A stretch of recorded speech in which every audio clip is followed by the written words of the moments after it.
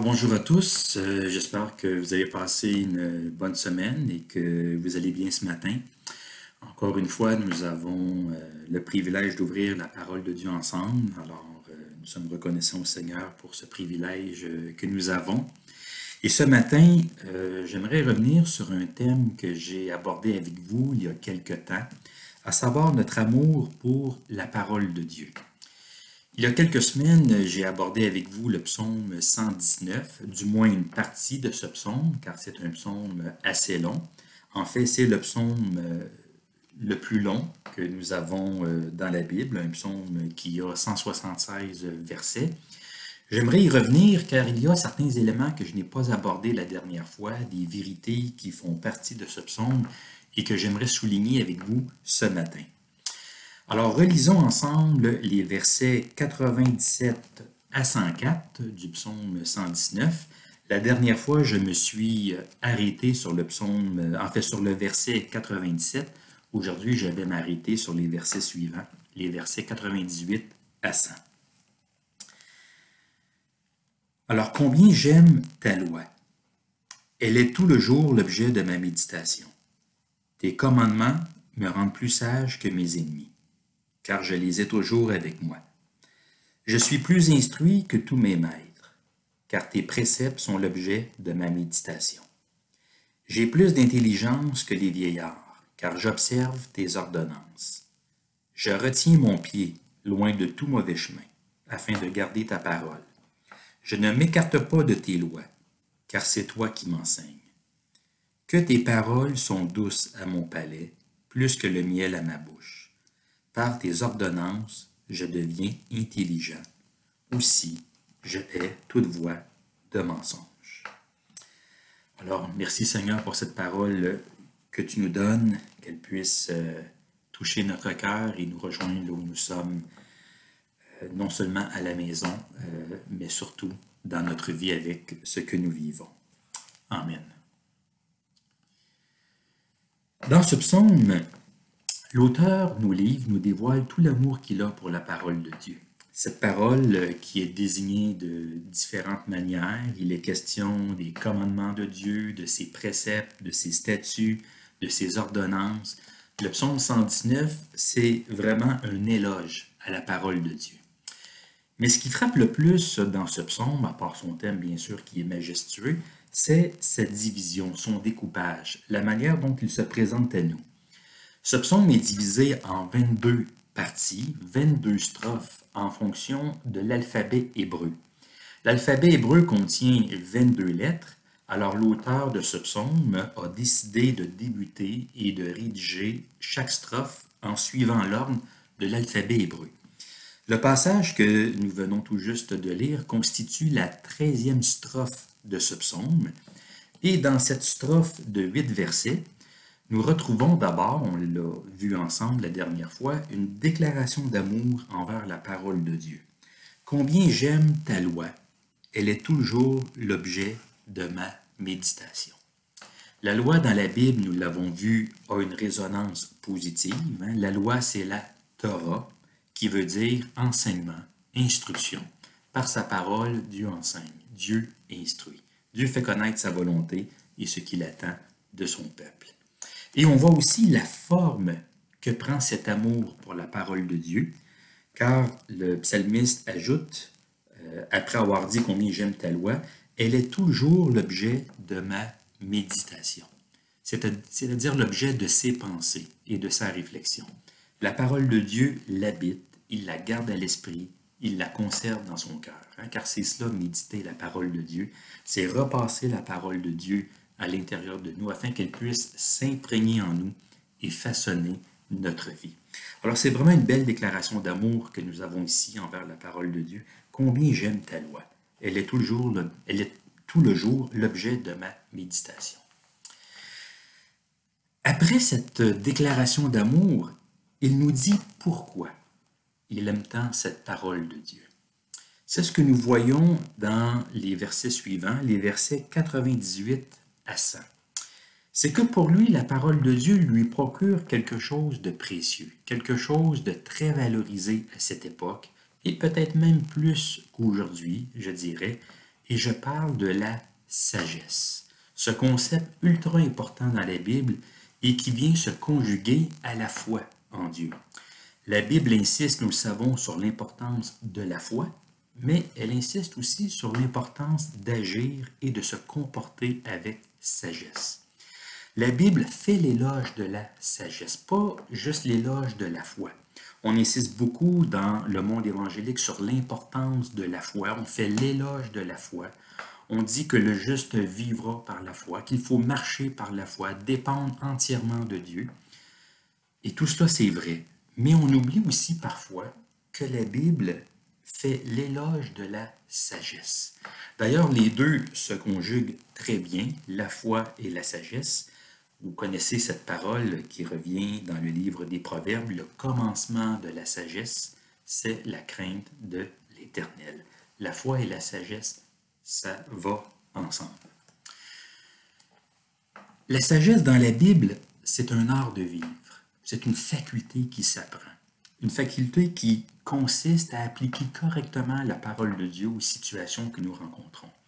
Et pour l'auteur de ce psaume, la parole de Dieu procure de la sagesse. Elle augmente la sagesse. Et il va même plus loin que cela. Il va aller jusqu'à dire que la parole de Dieu procure une sagesse inégalée. Une sagesse qui surpasse toute la sagesse qu'il peut voir et trouver autour de lui. Écoutez bien ce qu'il dit dans les versets 98 à 100. Il dit « Tes commandements me rendent plus sage que mes ennemis, car je les ai toujours avec moi. Je suis plus instruit que tous mes maîtres, car tes préceptes sont l'objet de ma méditation. J'ai plus d'intelligence que les vieillards, car j'observe tes préceptes. » Avez-vous remarqué les comparaisons qu'il fait ici? À 3 reprises, il utilise l'expression « plus que », plus sage que, plus instruit que, plus intelligent que. Plus que quoi? Bien, plus sage que mes ennemis, plus instruit que tous mes maîtres et plus intelligent que les vieillards. La parole de Dieu le rend plus sage que ses adversaires, plus sage que ses enseignants, plus sage même que les aînés. Et ce sont là des déclarations très fortes et même très surprenantes. Mais il faut savoir que malgré les apparences, le psalmiste ici n'est pas en train de se vanter. Il n'est pas en train de dire qu'il est plus sage ou meilleur que les autres. Il n'est pas non plus en train de déprécier la sagesse des autres, de ceux qui étaient réputés pour leur sagesse, tels les maîtres et les aînés. Non, il n'est pas en train de faire l'éloge de lui-même. Il fait plutôt l'éloge de la parole de Dieu et de ce qu'elle procure. Il est en train de dire qu'il y a plus de sagesse dans la parole de Dieu que partout ailleurs. Il ne dit pas qu'il n'y a pas de sagesse ailleurs, mais qu'il y en a plus dans la parole de Dieu que là où on pense en trouver. 3 groupes de personnes sont mentionnés dans ce psaume, dans ces paroles que je viens de lire. Les adversaires, les enseignants et les aînés. On ne sait pas exactement qui sont ces adversaires, ces ennemis dont l'auteur nous parle ici, au verset 98, mais on pense qu'il s'agit probablement de gens importants de la haute société, des dirigeants, des dignitaires, des ministres, des gens influents et qui malheureusement se détournaient de Dieu et qui se moquaient de la foi du psalmiste. C'est ce qui semble se dégager des données internes du psaume 119, car dans ce psaume, l'auteur fait allusion aux orgueilleux, aux hautains, aux princes qui lui veulent du mal et qui se moquent de lui. Par exemple, dans les versets 21 et 24 de ce psaume, il écrit « Tu menaces les orgueilleux, ces maudits qui s'égarent loin de tes commandements. Décharge-moi de l'opprobre et du mépris, car j'observe tes préceptes. Des princes ont beau s'asseoir et parler contre moi, ton serviteur médite tes statuts. Tes préceptes font mes délices, ce sont mes conseillers. » Alors, voyez-vous ce qui se passe ici, c'est qu'il y a autour de lui des gens socialement importants, des princes, des chefs, mais qui ont du mépris pour lui, qui parlent dans son dos, des gens qui n'ont pas de respect pour la loi de Dieu. Mais lui, le psalmiste, malgré tout, malgré ce qu'il subit, malgré ce que lui font vivre ces hommes-là, il médite la parole de Dieu. Il prend les commandements divins pour ses conseillers. Il dit bien, tes préceptes font mes délices, ce sont mes conseillers. Alors ici, au verset 98, lorsqu'il dit, tes commandements me rendent plus sage que mes ennemis, il est en train d'exprimer la confiance qu'il porte dans la parole de Dieu en tant que source de sagesse et de conseil pour sa vie, même face aux hommes les plus grands et les plus influents de ce monde. Il dit qu'il préfère se placer à l'écoute, à l'école de la parole de Dieu, que de se laisser influencer par des gens qui, apparemment, selon le psaume, non seulement lui veulent du mal, mais aussi se montrent irrespectueux pour la foi et qui cherchent même à la discréditer. Tes commandements me rendent plus sage que mes ennemis, car je les ai toujours avec moi. La parole de Dieu, elle est une source de sagesse et de conseil pour sa vie. Il garde les commandements de Dieu à l'esprit, il les garde devant lui. Il continue en disant, « Je suis plus instruit que tous mes maîtres. » Il ne faudrait pas mal comprendre cette parole ici. L'auteur n'est pas en train de déprécier toute forme d'enseignement. Il n'est pas non plus en train de dire que nous n'avons plus besoin d'enseignants, ni dans la société, ni dans les écoles, ni dans les églises. Non, au contraire, la Bible valorise l'enseignement, même l'enseignement humain.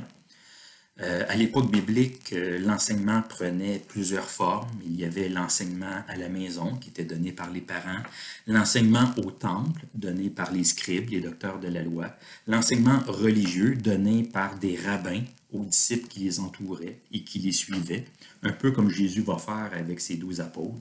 Il y avait aussi l'enseignement donné dans des écoles de sagesse, ces écoles qui avaient surtout pour but de préparer l'élite politique à gouverner. Le prophète Daniel, par exemple, a étudié dans l'une de ces écoles à Babylone, qui était une sorte d'académie royale. Bref, la Bible valorise l'enseignement. Le psalmiste a eu des maîtres, des gens qui lui ont enseigné. Néanmoins, ce qu'il faut comprendre ici, c'est qu'il y a des limites à la sagesse humaine, à la connaissance humaine. Il y a, pourrait-on dire, des limites aux écoles de sagesse de ce monde. Il y a des limites à l'enseignement que l'on peut recevoir d'autrui, même religieux. Il y a une forme de sagesse qu'on ne peut trouver que dans une exposition régulière à la parole de Dieu. Je suis plus instruit que tous mes maîtres, car tes préceptes sont l'objet de ma méditation. Pour acquérir la sagesse, être à l'école des autres et des plus grands sages ne suffit pas. Il faut se mettre à l'écoute de Dieu, de sa parole. Il n'y a rien qui peut remplacer cela, même si l'éducation est à valoriser. Vous vous rappelez peut-être cette parole de Jésus qui a dit dans l'Évangile de Matthieu, au chapitre 11, au verset 25, « Je te loue, Père, Seigneur du ciel et de la terre, de ce que tu as caché ces choses aux sages et aux intelligents, et de ce que tu les as révélées aux enfants. » Il y a des choses, des vérités existentielles, spirituelles, qui parfois sont cachées aux grands de ce monde, mais qui sont révélées aux plus petits, aux plus humbles.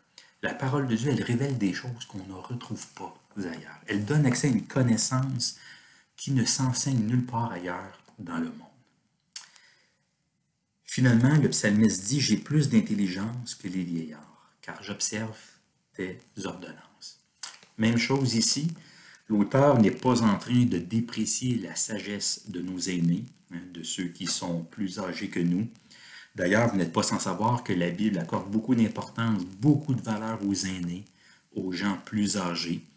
Nos aînés ont toute une vie derrière eux, ils ont de l'expérience, du vécu, comme on dit. Il y a beaucoup de choses à apprendre de ceux qui nous ont précédés. Et par exemple, dans la Bible, on nous invite à respecter les anciens, c'est-à-dire les membres de la communauté qui étaient regardés comme étant les plus sages. Et souvent, c'était des aînés, des gens d'un certain âge. Mais voilà encore, il y a des limites à la sagesse des aînés, à la sagesse des anciens. Souvent, on pense que la sagesse vient avec l'âge, qu'on devient plus sage avec le temps. C'est vrai généralement. Mais pourtant, l'âge en lui-même ne garantit pas toujours la sagesse, ni une plus grande sagesse. On peut être âgé et manquer de sagesse, tout comme on peut être plus jeune et avoir de la sagesse. L'auteur ici nous dit que ce qui le rend plus sage que les aînés ou que les anciens de son peuple, ce n'est pas l'âge, c'est le respect ou la mise en pratique de la parole de Dieu. J'ai plus d'intelligence que les vieillards, car j'observe tes ordonnances. L'auteur fait un lien entre la sagesse et l'observation de la parole de Dieu. En pratiquant la parole de Dieu, on manifeste notre sagesse et on grandit même en sagesse. La sagesse vient avec la pratique de la parole de Dieu. Alors dans ces versets, non seulement le psalmiste déclare son amour pour la parole de Dieu, mais il nous dit pourquoi il aime tant cette parole, pourquoi il la médite constamment. C'est parce qu'elle lui procure une sagesse qu'il n'en trouve ailleurs, une plus grande sagesse qu'il n'en trouve ailleurs, une sagesse inégalée. En disant cela, il n'est pas en train de dire qu'il n'y a pas de sagesse ailleurs, je le répète, ça ne veut pas dire qu'il n'y a pas de sagesse ailleurs que dans la parole de Dieu.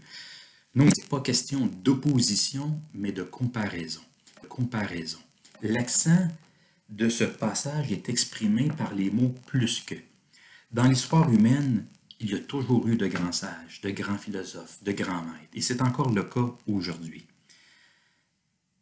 Néanmoins, ce que le psalmiste nous dit ici, c'est que la parole de Dieu procure plus de sagesse, plus d'instruction, plus d'intelligence qu'on en trouve ailleurs.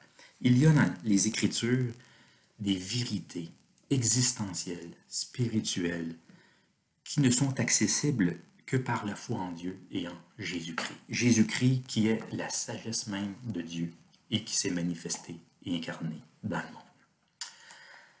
Où est-ce que tout cela nous conduit? Je termine par quelques points d'application. Premièrement, pour que la parole de Dieu nous change et nous transforme véritablement, et pour qu'elle nous communique sa sagesse, mais prenons conscience de l'importance de nous exposer à elle. Je ne parle pas ici nécessairement de lecture biblique. Je parle de nous exposer à la parole de Dieu. Il y a différentes manières de faire cela. On peut bien sûr lire la Bible, c'est vraiment un privilège que nous avons d'avoir aujourd'hui la Bible. À cette époque-là, les gens n'avaient pas de Bible avec eux à la maison. Ils devaient aller au temple pour écouter la lecture de la parole de Dieu. Nous, aujourd'hui, nous disposons de différentes façons de nous exposer à la parole de Dieu. On peut participer à un petit groupe d'études bibliques, on peut aller à l'église, on peut écouter des prédications, on peut s'inscrire à des conférences, on peut prendre un cours à l'ETEC. On peut même écouter la Bible aussi, parce que la Bible existe en format audio maintenant. Alors, il y a différentes façons de s'exposer à la parole biblique, à la parole de Dieu. L'important, c'est de trouver des façons, peu importe comment, mais de trouver des manières de nous exposer au message biblique, aux vérités bibliques, d'apprendre à connaître la révélation de Dieu, ce que Dieu a dit, ce que Dieu a fait en Jésus-Christ. C'est difficile de voir comment on peut être transformé par la parole de Dieu si on ne s'y expose pas, si on ne trouve pas des façons de se familiariser avec son message, ses vérités et sa richesse. Je pense que c'est le point de départ. La parole de Dieu, qu'elle soit lue ou écoutée, qu'elle soit sur des feuilles de papier ou sur une tablette électronique, qu'on l'étudie par nous-mêmes ou avec d'autres, il faut s'y exposer et le faire régulièrement. Il ne faut pas sous-estimer l'effet cumulatif d'une exposition régulière à la parole de Dieu. Deuxièmement, prenons conscience de l'importance de la méditation de la parole de Dieu. J'en ai parlé la dernière fois et je reviens là-dessus parce que je pense que c'est un des éléments importants du texte. C'est que pour que la parole de Dieu nous change et nous transforme véritablement, s'exposer à la parole de Dieu, ça ne suffit pas. Il faut surtout apprendre à la méditer, à la conserver dans notre cœur.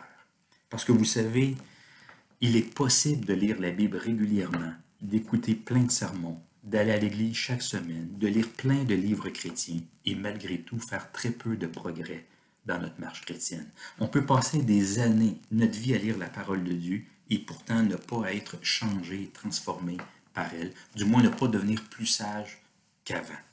Et c'est là qu'on se rend compte que s'exposer à la parole de Dieu ne suffit pas. Il faut aussi bien l'écouter. Il faut la méditer, la ruminer, la rabâcher pour voir comment on peut l'appliquer à notre vie, à nos circonstances. Parce que la méditation, c'est l'art de créer des ponts entre la parole de Dieu et nous, des liens entre la parole de Dieu et notre vie. Et sans la méditation, malheureusement, il n'y a pas de pont, de lien qui s'établissent entre nous et la parole de Dieu. Donc, c'est vraiment la méditation qui fait la différence. C'est la méditation qui nous permet de ne pas oublier la parole de Dieu que nous avons lue ou entendue. C'est la méditation qui nous permet d'intérioriser la parole de Dieu. Quand on s'expose régulièrement à la parole de Dieu et qu'on la médite, elle finit par devenir à ce moment-là une partie intégrante de nous-mêmes, de nos valeurs et de nos principes de vie. Elle finit par descendre dans notre cœur. Finalement, gardons une chose à l'esprit, qui est un facteur de réalité. C'est qu'il est possible dans notre vie d'être à la fois sage et insensé. Je répète, il est possible dans notre vie d'être à la fois sage et insensé. Je ne dis pas cela pour vous déprimer ou pour vous décourager, mais c'est pour vous rassurer. Même si nous nous exposons à la parole de Dieu, même si nous la lisons, la méditons, la savourons, ça ne veut pas dire que nous allons toujours, malheureusement, agir avec sagesse. La sagesse n'est jamais une garantie. Vous le savez, personne n'est à l'abri de commettre des erreurs de jugement. Personne n'est à l'abri de faire de mauvais choix, de prononcer des paroles déplacées, de poser des gestes regrettables. Tout cela est dû à notre condition humaine d'hommes et de femmes pécheurs. Même si on est croyant, on peut par moments faire des choses stupides. La réalité, c'est que parfois on est sage et d'autres fois insensé. On n'est pas totalement sage ou totalement insensé, mais souvent un peu des deux, à différents moments de notre vie. En espérant bien sûr que l'on penche un peu plus vers la sagesse que de l'autre côté. Alors si je vous dis cela, comme je l'ai dit, ce n'est pas pour vous décourager, mais c'est pour ne pas désespérer de nos erreurs, de nos fautes, de nos mauvais pas, de nos péchés, de nos moments de folie. Je vais le dire comme ça. Parce que même les plus grands sages dans la Bible, à part Jésus-Christ, ont fait preuve de folie par moment. En fin de compte, le seul sage, c'est Dieu lui-même. Dieu et son Fils, Jésus-Christ. Écoutons comment l'apôtre Paul termine sa lettre aux Romains. Au chapitre 16, je vous lis les versets 25 à 27. Il écrit « À celui qui peut vous affermir, selon mon évangile, et la prédication de Jésus-Christ, conformément à la révélation du mystère caché pendant des siècles, mais manifesté maintenant par les écrits des prophètes, d'après l'ordre du Dieu éternel, et porté à la connaissance de toutes les nations, afin qu'ils obéissent à la foi. À Dieu, seul sage, soit la gloire au siècle des siècles, par Jésus-Christ. À Dieu, seul sage, soit la gloire au siècle des siècles, par Jésus-Christ. À Dieu, seul sage. Approchons-nous donc de notre Dieu, le seul sage. Demandons-lui par sa grâce et par la force que procure son esprit de nous faire part de sa sagesse, afin que nous menions des vies conformes à la vie de son Fils, Jésus. Amen.